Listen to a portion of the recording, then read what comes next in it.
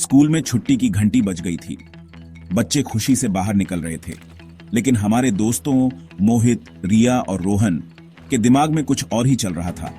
उनकी नजरें चालाक थीं, उनके चेहरे शरारत से भरे हुए थे।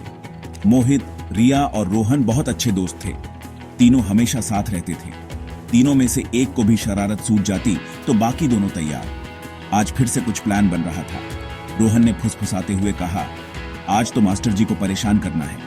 रिया ने आंखें चमकाते हुए कहा, हाँ, लेकिन कैसे? मोहित मुस्कुराया, उसे एक आइडिया आया था। मोहित ने अपने दोस्तों को पास बुलाया।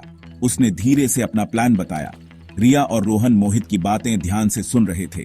प्लान सुनकर दोनों के चेहरे खिल उठे। वाह मोहित, क्या बात है, रोहन बोला। प्लान यह था कि जब मास्टर जी क्लास में आएंगे तब सब बच्चे अपनी सीट के नीचे छुप जाएंगे। मास्टर जी को लगेगा कि क्लास में कोई है ही नहीं। तीनों दोस्तों ने सभी बच्चों को यह प्लान बताया। सभी बच्चे इस शरारत में शामिल होने के लिए उत्साहित थे। सब अपनी अपनी सीट पर जाकर बैठ गए। अब बस मास्टर जी का इंतजार था।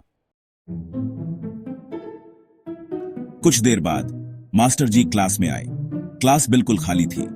मास्टर जी हैरान रह गए। उन्होंने अपनी चश्मे को साफ किया और फिर से देखा, लेकिन क्लास में वाकई कोई नहीं था। मास्टर जी मुस्कुराए।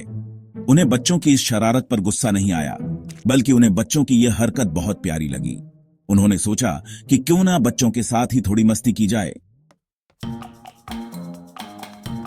मास्टर जी धीरे से क्लास से बाहर चले गए और थोड़ी देर बाद वापस आए। इस बार उनके हाथ में एक बड़ा सा डब्बा था। बच्चों ने यह देखा तो वे अपनी सीट के नीचे से बाहर आ गए। मास्टर जी ने सभी बच्चों को टॉफी बांटी। सभी बच्चे खुश हो गए।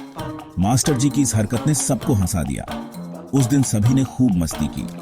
मोहित, रिया और रोहन भी बहुत खुश थे। उनकी शरारत सफल रही थी। उस दिन उन्हें समझ आया कि शरारत भी तब अच्छी लगती है जब सब खुश रहें।